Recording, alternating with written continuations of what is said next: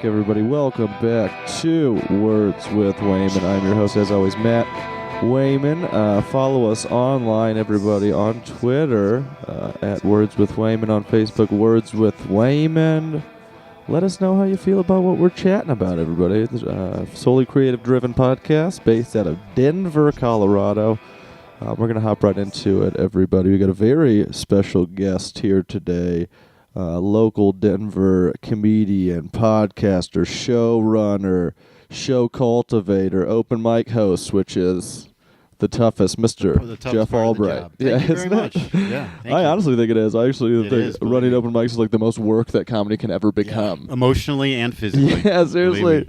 Like you never, like I remember talking to you about it right when you started running that Goosetown open mic down. Or it was at Voodoo, I think, originally we were talking about it. I was like, in the beginning, I was like, how was it? You're like, yeah, it's fun. And then like a couple months later, I was like, how is it? It's just like, oh, God. Yeah, it's awful. It's another week. It was awful. And that's when I wasn't getting paid. I started getting paid and think it would be better, and it's not much It isn't. better. Even making money, it's still like, when I ran the Blue Bonnet for a long time, and it was like, every day, it's just like, it seems like the week goes faster somehow. Yeah. It almost feels like more work at that point. If you know you're getting paid, it is a job at that point. Oh, it totally is a job. You're kind of doing it to provide a creative space for everybody, and especially when I originally started down at the Lost Lake. Yeah. And that was just more of a way, to provide a space, but for me to get into the scene. That was a wild room when we started doing it. Like, there's a fireplace right out to the right when you came in. Just looked like a lodge bar taken straight out of, like, the late 60s. Well, I used to say it was like doing an open mic in David Lynch's basement. Yeah. Man, we did some crazy shows there. With the gasoline can and the curio cabinet. Just weird. It was cool. They've redone it since. Yeah, I haven't been back in a while. Man, I remember I got yelled at so hard by some lady there. Remember when all those people came in? That was the end. That was the last show. The infamous AEG Christmas party. Yeah, AEG Christmas party came and just like, people that like it and support live entertainment just hated comedy. Yeah. And I deal with them on a work basis too, so that was the part about that, yeah. Thanks for killing my open mic, actually. Yeah, it worked out for the best, though. I'm happy. It happens. It definitely. It does happen. Canceled all the time. That's kind of funny. So this podcast normally we start off just like kind of go back, start from the beginning. I know. Are you originally from Indiana? Originally, South Bend, Indiana. South Bend, Indiana. Born and raised your whole life there? No, man. I moved around Indiana quite a bit. Yeah. My dad moved around a lot for jobs. I come from a child of divorce as well, so there's some of that moving around. Yeah. But I lived all over, man. Muncie, Indiana. I went to college. Lived a little bit in Fort Wayne. Was that college there in Muncie? Ball State University. Ball State, yep. I've definitely met some people in Missouri that went to Ball State. Proud Ball State grad. David Letterman is the big alma mater there. Oh. But yeah, I lived in south of Indianapolis in a little shithole town. I hate to say it if anybody my friends may listen, but they know it is. Martinsville, Indiana. Martinsville. Small town? Very small town. Infamous town. Really? I don't want to get into it right now, but it's got some history. Yeah? That town does, yeah. Back in the 50s especially. Crazy. But it was small town, big stories. Yeah. But it was a cool little place to grow up. You know, it's very, very small town, Indiana. Just kind of, you felt like you ran the town a little bit. Yeah, you definitely did. You know, it was a lot of freedom, which it was fun. So I shouldn't say it was all bad. Which is good. I mean, a lot of times I think if I could be prosecuted for all the stuff I did in grade school and college, man, I would be in jail. You know, just kids being kids type stuff. You know. Yeah. I'm thankful I don't have kids. Because I couldn't be a parent of myself. I don't think. You got a bunch of that wasn't bad. I just adventurous, let's say. Definitely. So grade school was good? Yeah, it was all good. I was class president of my high school. Class president? Yeah, so I was at a decent, pretty decent grades, and I was never really... Were you always involved in the school politics? No, not at all, man. My senior year... You're like, it's time. I kind of was talking shit about the whole process. Yeah, you know? I could win this thing. Yeah, I was like, it's just a popularity contest. And so I was like, why don't you run? And I was like, well, I will. And I will. Yeah. That's hilarious. Yeah, it was kind of funny because I'd only lived in the town. I mean, by that time, I only had 5 years I'd lived in that town. And it was, like I said, a very small town, very insular, What kind of campaign did you run? Did you party. Let's party. Let's party. Yeah, let's party. Yeah. I had a girl, and I'm not kidding, Matt. She said to me while weeping tears in front of the whole school, it was almost like a John Hughes type moment.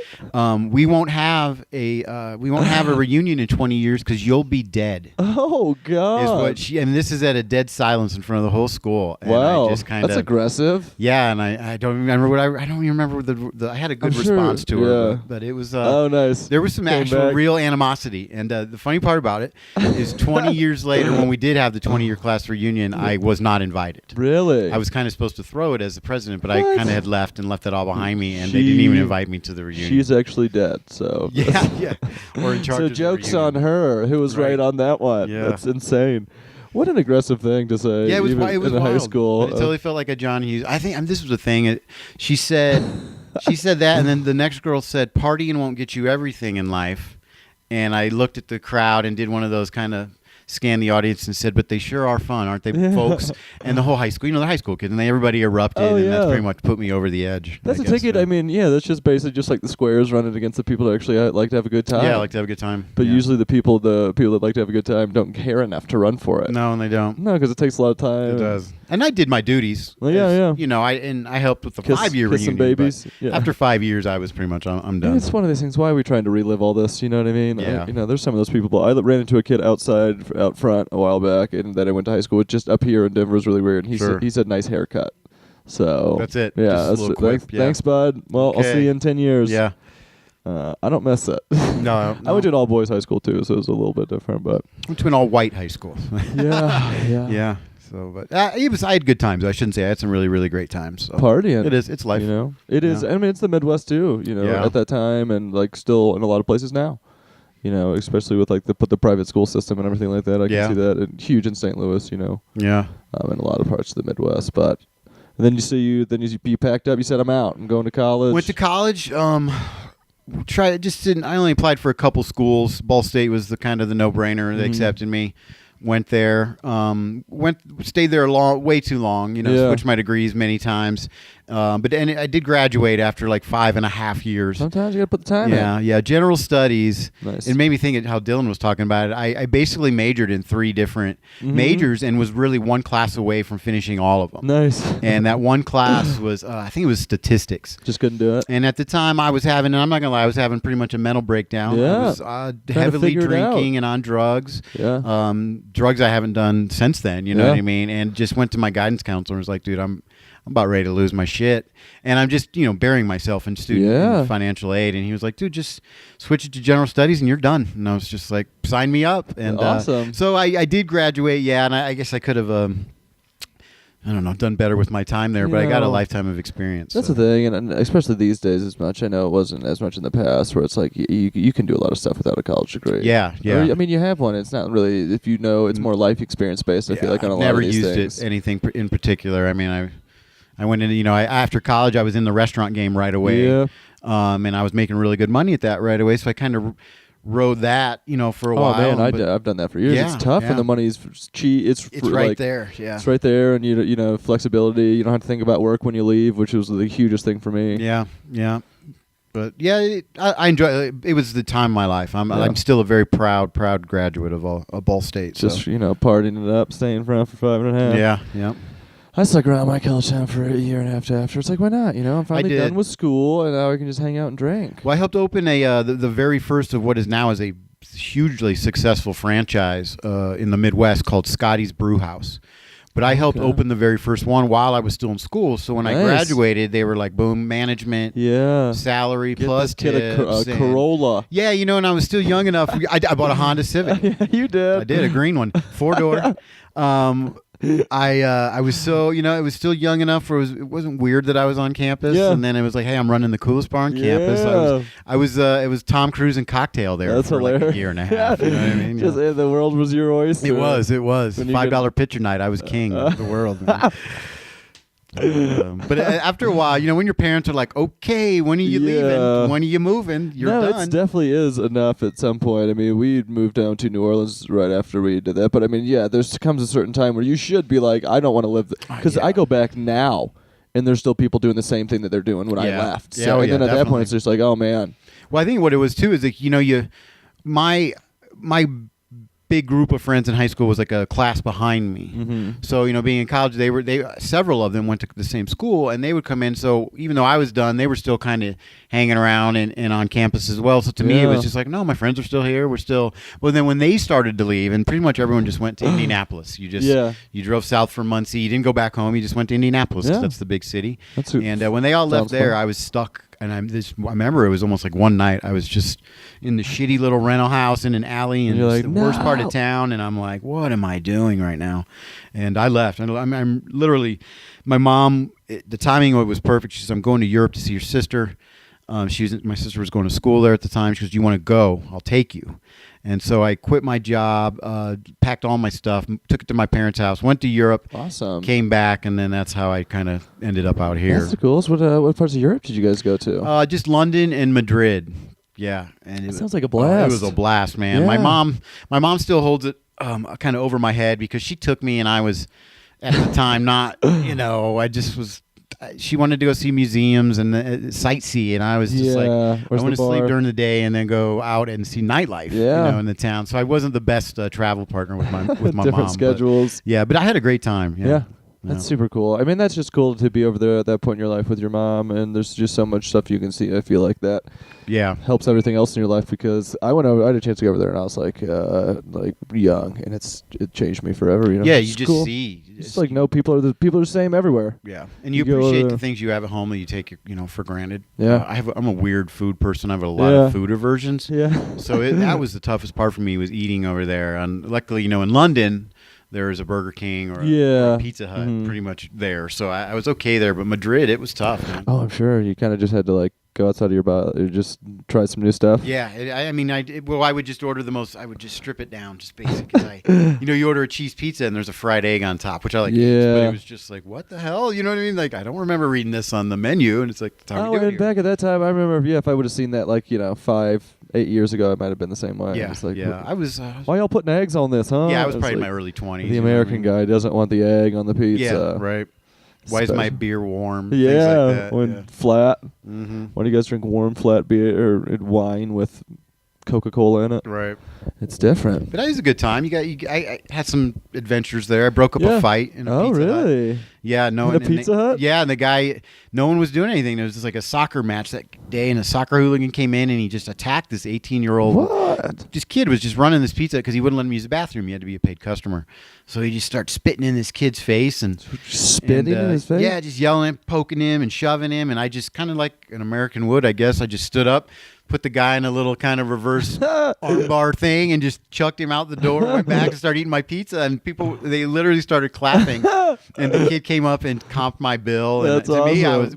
was working in the bars at the time. Yeah, that's what it bouncing. was. I was bouncing and Definitely. managing bars, and I was just like, that's how my mind just went. business. Yeah, You just sold. business. It was just like a transaction. Get him out of here and let everybody. Well, that's enjoy what their the meal. dude behind the counter probably wanted to do, but you're not allowed to do that. No, he wasn't allowed to do it. He bought me a pitcher of beer, and That's so funny. It was. I'd never seen that madness. An either. applause break. Yeah, in a Pizza Hut in London. Yeah, it was great. It was probably the highlight. You're still a hero over there. Like they've got There's a day in that neighborhood.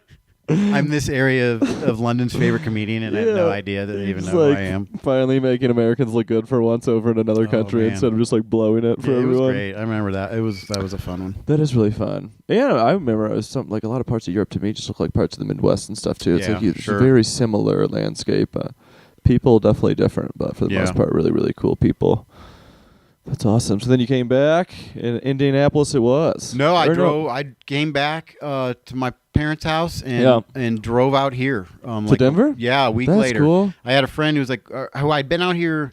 I had a friend who would come out here on a vacation or asked me to go with him. So we drove out here, and we were out here just for a couple days, and I fell in love with it. Yeah, you're like, this place is awesome. As a matter of fact, as we were coming in before the podcast, the apartment across the street from where I'm at right now, that's where I stayed that first couple days that I was even visiting this city. That's insane. So this was the first little area that I knew. Yeah, right down on Cap Hill, which is gorgeous. Right off Broadway, Yeah, nice area to start out on for the city. I fell in love, man. A couple days later, we went back. I quit my job, broke up. I was in a relationship that was ending anyway, but I ended that and called my friends who happened to be across the street and were like, hey, I'm coming. Can I sleep on your floor? And that was 15 years ago. That's insane. Yeah. Good for you just Barely to make the choice to I have to get out. I have to get out of Indiana. I felt like I felt out of place my whole life. Yeah. Like Neo in the Matrix. Yeah. You know what I mean? I just never felt any city we lived in. I just didn't feel right. It just didn't feel like I fit in. And then as soon as the night we pulled into the city, I was like, this is home. And That's it's always, insane. it has been, yeah. That's cool to think. I mean, we definitely, I moved out right away just because I knew there was something else. And Denver definitely does feel like it's just such a nice town. People are super, super laid back and cool. And yeah.